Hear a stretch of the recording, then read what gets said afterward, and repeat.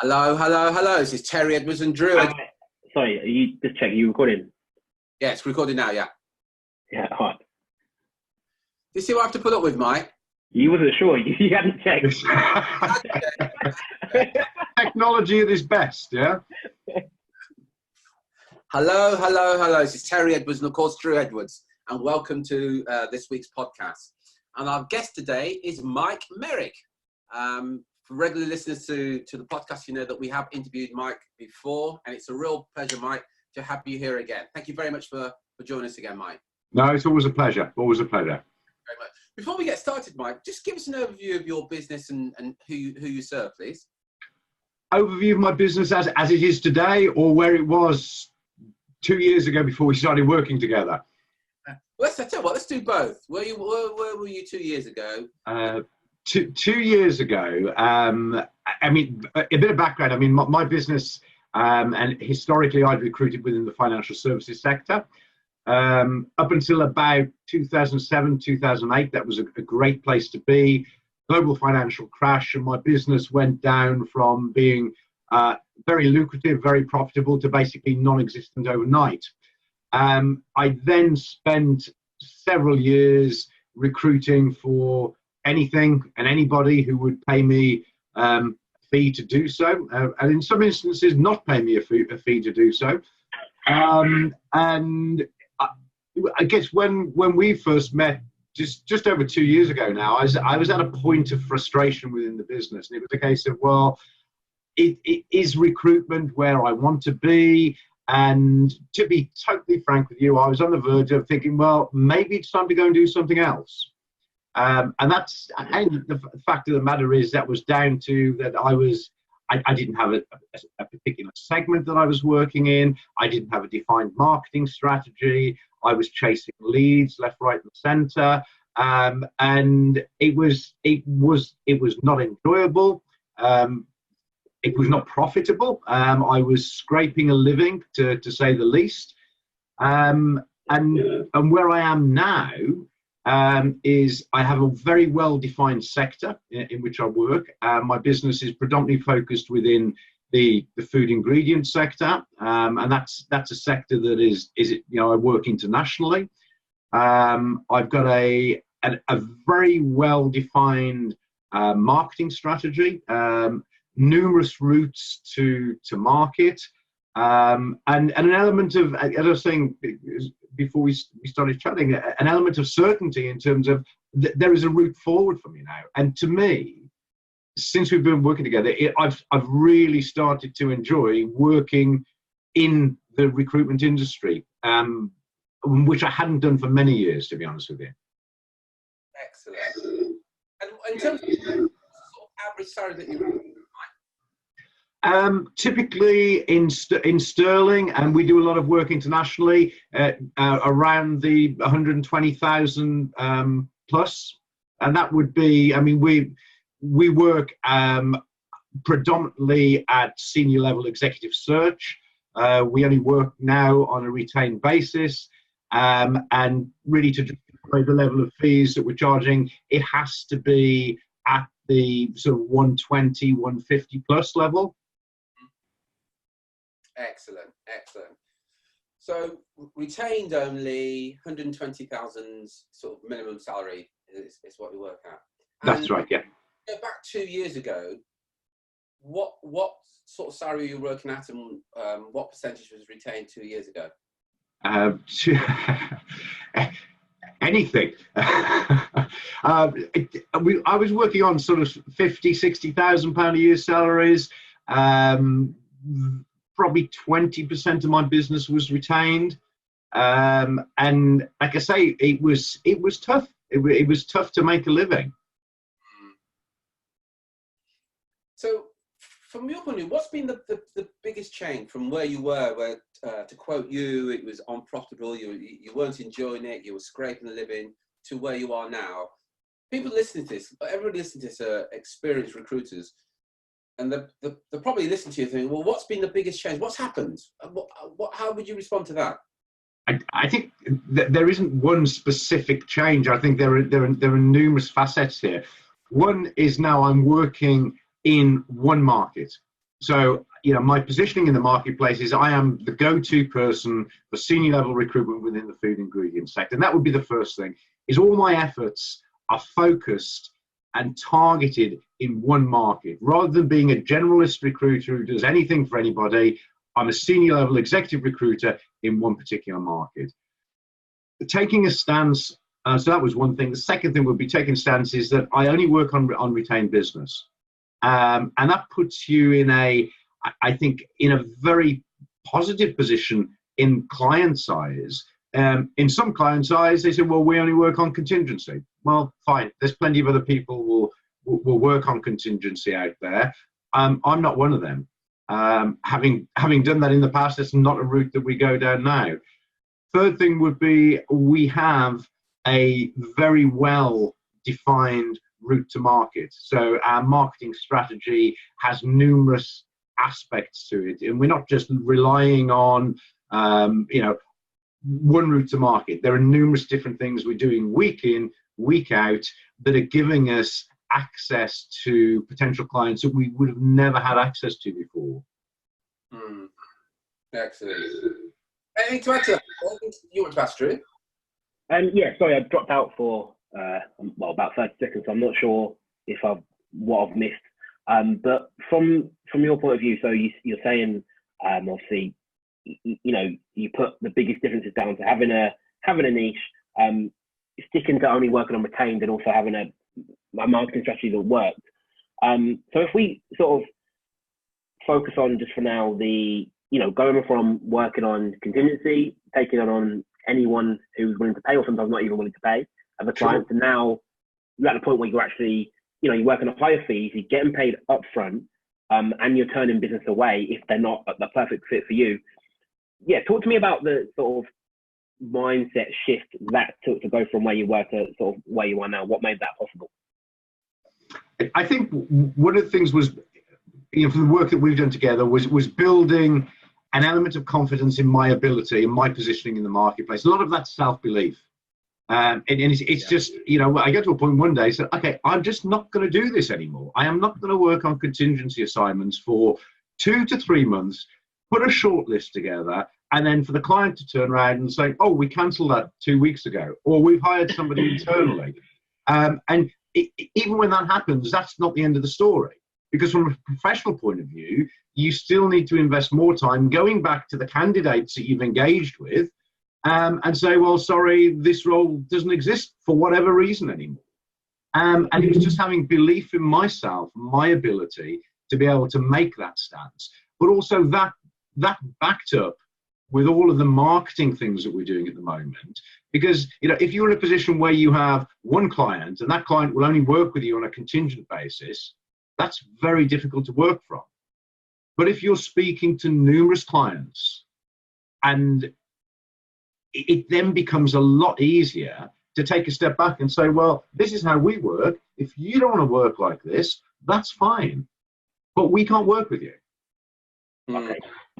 Perfect. So you put your ability, one, to get retainers and walk away from the wrong business down to, one, your belief, but secondly, the marketing that's working in the background. So sort of look at the marketing. Before you were working with us, how many hiring managers or prospects were you speaking to on a per month versus how many having conversations or meaningful conversations with now? Before we started working together, it was probably 1 or 2 a month, if that. Yeah. And what we're doing now is probably 3 to 4 per week. In some weeks more, some weeks less. But I would say on average across any month, I'm speaking to 3 or 4 senior level decision makers per week. Perfect. Awesome. And then talk to me about the quality of the conversation. So one of the things that I know you shifted was, a lot of sort of cold prospecting before. You put a lot more effort in now in terms of getting known in the marketplace. What's the difference between, I guess, the type of conversations you have versus when you're ringing cold prospects to now that you ring people who, even if you haven't spoken to them before, they're aware of you, they've seen your activity in some way or another? I mean, and the difference is huge. I mean, I can pick up the phone to people that I've never spoken to before, although I've never spoken to them before, they'll have had numerous points of contact from me. They'll have seen my LinkedIn articles, my LinkedIn posts. We've got a Facebook group that is growing. And so when I do pick up the phone to somebody, even if I haven't spoken to them before, at least they know who I am. And they know, beyond that, they know the reason I'm calling. I'm not calling for a cozy little chat. I'm calling to say, well, hey, I understand your business. What are the challenges that you're facing when you're attracting people into your organization? And then because of my positioning in the market, I'm then able to relate to them how I can help them solve those challenges. Excuse me. Sorry about that. You mentioned earlier that you turn away contingency business now and you refuse to do it. Again, a lot of people listen to that will sound almost alien to them, the thought of turning away business. What difference has that made to you financially, actually turning away business and only working on a retained basis? I mean, financially, it's been a huge positive. I think from a confidence point of view, to be able to turn around to a client and say, well, we don't work like that. You want to work with us, this is how we work. I think it gives you an element of credibility in the marketplace. And my positioning from every point of contact that we're having with potential clients, it's positioning ourselves at the right sort of level with the right sort of people. Yeah. If I look at the level that I'm recruiting from and where we're positioning ourselves as a search business, it's not on the 50 to 60,000 pounds level. From the outset, it's at mid to senior level people within businesses. So quite often the conversations I'm having are with people at board level, board -1, board -2, subject to the size of the organizations. And those, I can pick up the phone to CEOs of businesses and never spoken to them, but they know who I am because they've seen our marketing activity. They've received emails. They've received other media points of contact from me. So the reception I'm getting from people is very, very, on the whole, is very positive. You're still going to get some people who don't want to speak to you, but, you speak to enough people, those other people don't really matter. Yeah. Excellent. So as you're listening to this right now, as you're listening to this, being in the car or whatever, here's a question worth asking. What would it mean to you if you could pick up the phone to hiring managers in your market and they knew who you were, even though you'd never ever spoken to before? Because that's exactly what Mike's experiencing now.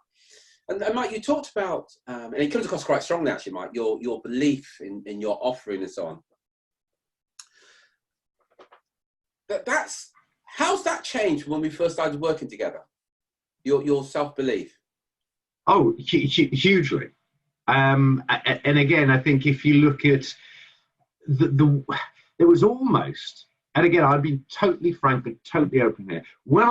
Before we started working together, when I pick up the phone to a lead, and there was, although I tried not to show it, there was almost an element of desperation there. It was like, I need you as a client. Please give me your business. When now it's a case of, well, yeah, you have a need, I can help you, but it has to be on my terms. And if you don't want to work on my terms, fine, there are plenty of other people out there who will help you. They won't help you as well as I will, but there are plenty of other people out there that will help you. And so my belief, self-belief is significantly better. And I think that boils down to having enough, I suppose, of a contact base that if one client doesn't want to do business with me, well, there are still another 150 out there plus who will want to do business with me. Yeah. Awesome. So again, just going back to 2 years ago now, we've been working together. What was it that sort of changed and made you want to sort of book a call and speak with us? Terry wore me down with his emails and correspondence. I think we were chatting about this a while back, and I think I'd been having emails or correspondence from you for 3.5, 4 years. Before I said, before I got to a point where I'm thinking, yes, that I need to do something, and where I was, and I was saying at the beginning of the conversation, I was at a point of thinking, I don't want to be doing this anymore. And then I started to think, well, hold on, I have so many years experience in the recruitment business. Let's just give this one more shot. And it was about, I think timing was a key issue. You know, I was at a point in time where I'm considering walking away from it. Business wasn't good. I was running around like a headless chicken. And it's a case of, okay, if I can find a better way of doing this, I think I still have value to add, and I know I still have value to add to the clients that I work with.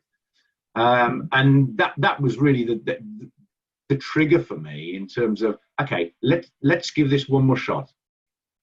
And you know, we talked about it before. Undoubtedly, you know, I do not question, never questioned ever, my ability as a recruiter to go and take on a very difficult to fill role for a client and go and find them the right people to shortlist to be able to do that job. Where I was lacking was, I'm a recruiter, I'm not a marketeer, and I was not marketing my business in any shape or form because I didn't know how to. Yeah. And that's really why we started talking together was, you know, you were saying, I can help you overcome some of these challenges. And I'm thinking, yes, those are my challenges. My challenge, you know, if someone gives me a job to do, I can go and do it. My challenge was finding enough people to say, can you come and help us with the problem that we've got here? So there's a lot of kids going on. You talked. Sorry, is that okay, then? No, it sounds weird. You were cutting out a bit there. Is that okay now? Yeah, so it sounds like it's okay. Yeah, sorry, Mike. You talked earlier about, you know, you fell out of love with it, and there are so many people listening to this right now that are falling out of love with the whole industry for no other reason that it's not going the way that it plans. And when they set up in business, they had this plan, this goal, this dream, and it's not going there. And you said yourself, you considered walking away, and there are so many people in that position right now. And what's quite apparent, Mike, is that the enthusiasm and the enjoyment you have for what you're doing now is just so apparent. It is. And again, if I look at when we first started working together, in terms of some of the things that you were saying, you need to do this, you need to do this, you need to do this. Totally honest with you, that was really, really uncomfortable at the outset. Because I'd never done some of this stuff before. And it was a case, I've got to do this. And what if it doesn't work? And it was a case, well, I don't know what I don't know. And now I enjoy the marketing, business development, as much as I enjoy the recruitment side of it. Okay, brilliant. So what would you say to somebody, Mike, who was sort of in the position you were, 2 years ago now, not happy with where their business is, but haven't yet, you know, booked a call to speak with us? What would your, I guess, advice be to those people? I think the short answer is, you know, my advice to anybody, we'll pick up the phone and at least have a conversation with you and Terry. And, you know, appreciating what, you know, the journey we've been on in the last 2 years. It hasn't been easy. It's been hard work. And I think, you know, one of the first conversations we had was, you know, if we're going to work together, there has to be a commitment that you need to put in the work. So if somebody is, you know, and most people running their own recruitment business, well, anybody running any business will tend to be the sort of individual who puts in the work. But somebody has to be prepared to put in that work. What I would say to anybody is, listen, you know, if you're prepared to put in the hard work, change some of the habits that you have, pick up the phone to you guys. Because for me, it's been, you know, transformational. I'll give you an example. If I look at my turnover in the first 6 months of this year, my turnover in the first 6 months of this year was more than double my turnover in the whole of the previous year. So my turnover in the first 6 months of 2019 was more than my turnover in the whole of 2018. And also, from a lot of the other work that we've done, my profitability, percentage-wise, was 20% higher than it had been in the previous year. And that's, those are real figures. And that's directly as a result of what we've done, in terms of the support from you guys, but also in terms of the work that I've done with the tools that you guys have given me. Yeah, and again, I want to say, well done on those numbers. But look, we give you the tools, we tell you what to do, but credit has to go to you because you're the one that's taking it, implementing it, and yeah, you can see the results for yourself. So brilliant, well done. Oh, and again, it puts you, in a.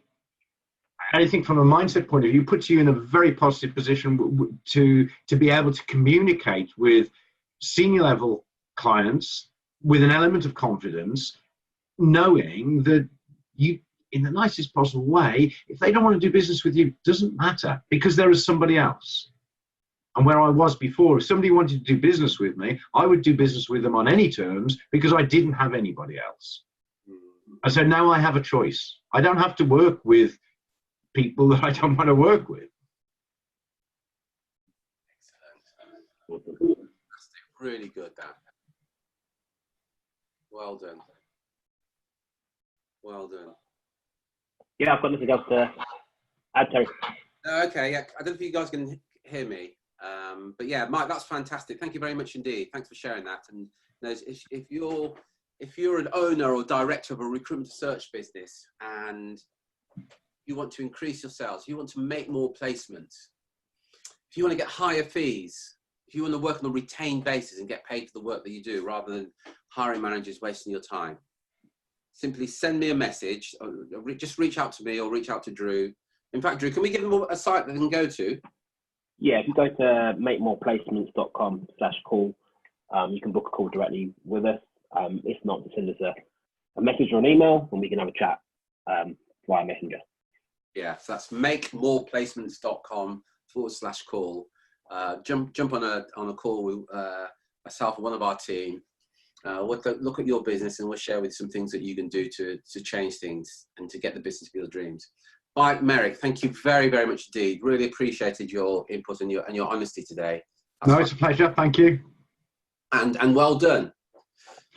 Drew? And continuing forward. Absolutely. Thank you very much, Drew, as usual, for your input. And until next time, guys, take care, take action, and be relentless. Cheers, folks. Bye, guys.